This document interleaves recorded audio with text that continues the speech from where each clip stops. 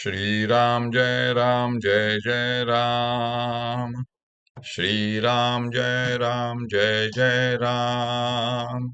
श्रीराम जय राम। ओम नमः शिवाय। ओम नमः शिवाय। ओम नमः शिवाय। योग वासिष्ठ दिवस क्रमांक 395। उपशम प्रकरण सर्ग 52। उद्दालकाचे आख्यान।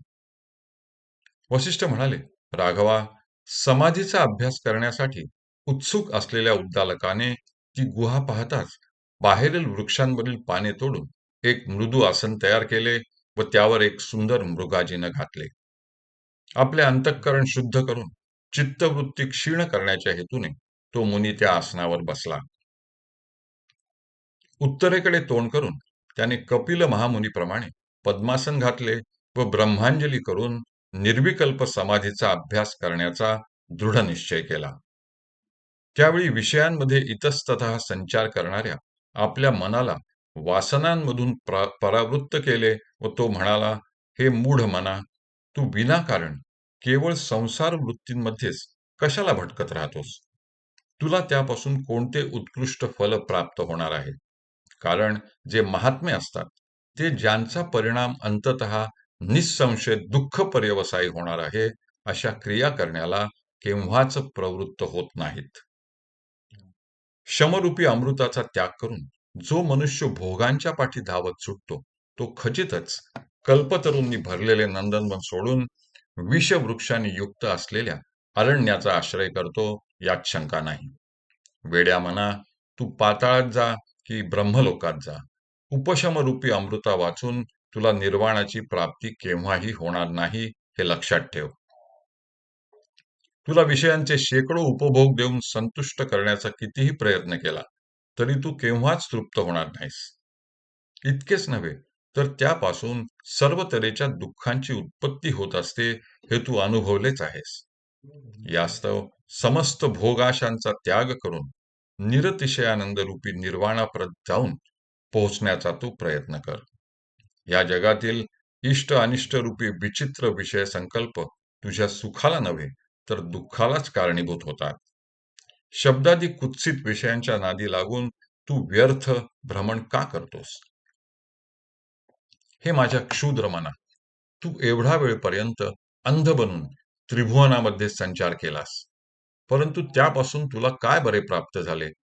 ज्याच्यापासून विदेह, कैवल्य सुख किंवा जीवनमुक्तीचे परमसुख प्राप्त होते अशा समाधीच्या अभ्यासाकडे तुझी प्रवृत्ती का बरे होत नाही? आपली वृत्ती बहिर्मुख करून आणि श्रोत्रेंद्रियाशी तादात्म्य करून तू एखाद्या हरणाप्रमाणे विनाकारण आपला नाश करून घेऊ नकोस. त्वगिंद्रियाचे सुख प्राप्त करून घेण्याच्या नादाने तू एखाद्या मदोन्मत्त हत्तीप्रमाणे आपणावर आपत्ती ओढवून घेऊ नकोस. अन्नाच्या अति लालसेने अंध बनून तू गळाला अडकलेल्या माशाप्रमाणे आपला नाश करून घेऊ नकोस. जगातील लावण्यावर लोलुप होऊन तू दिव्यावर झडप घालणाऱ्या एखाद्या पतंगाप्रमाणे आपल्याला भस्मसात करून घेऊ नकोस. एखादा भ्रमर ज्याप्रमाणे सुगंधाच्या मोहाने आपल्याला कमलामध्ये बद्ध करून घेतो त्याप्रमाणे विविध पदार्थांचा उपभोग घेण्यात गुंग होऊन तू स्वतःला ह्या शरीररूपी कमलामध्ये बद्ध करून घेऊ नकोस.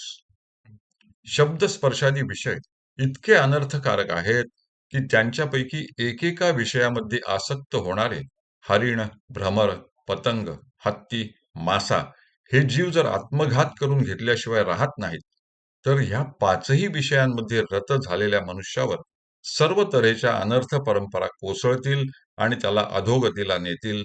यात नवल ते काय? रेशमाचा किडा ज्याप्रमाणे आपल्याच लाळेच्या योगाने कोश तयार करतो आणि त्यात स्वतःच बद्ध होऊन जातो, त्याप्रमाणे हे माझ्या चित्ता, तूच आपल्या बंधाकरिता वासनाजाल निर्माण केलेले असून त्यापासून तुला बद्ध होऊन दुःख मात्र भोगावे लागते. आता प्रमादापासून उत्पन्न झालेला हा बंध निवारण करण्याचा उपाय काय म्हणून विचारशील तर सांगतो. प्रथम सत्कर्म, उपासना इत्यादिकांच्या योगाने तू शुद्ध हो. नंतर श्रवणादिकांच्या परिपाकाने ज्ञानोदय झाला म्हणजे ह्या भवरोगाचे निर्मूलन करून तू शांत स्थितीप्रत पोहोचलास, की तू वासना जालातून कायमचा मुक्त होशील. परंतु जन्म, मरण, बाल्य, दारिद्र्य वगैरे दशा धारण करणारी आणि मरणोत्तर नरक, स्थावर योनी इत्यादी दुःखप्रद गती भोगावयास लावणाऱ्या दुष्ट संसार प्रवृत्ती जाणत असताही तू त्यांचा सर्वथा त्याग करणार नाहीस, तर तू व्यर्थ आपला नाश मात्र करून घेशील. अथवा तुला हितोपदेश करण्याच्या भानगडीत मी काय म्हणून पडावे? तुला जबरदस्तीने कैऱ्यात आणून विवेक विचाराने तुझा क्षय करून टाकणे हेच उचित आहे, युक्त आहे व योग्य आहे. कारण विचार करणाऱ्या पुरुषाचे चित्तच क्षीण होत असते, असा सिद्धांत आहे. हरि ओम तत्सत. हरि ओम तत्सत. हरि ओम तत्सत.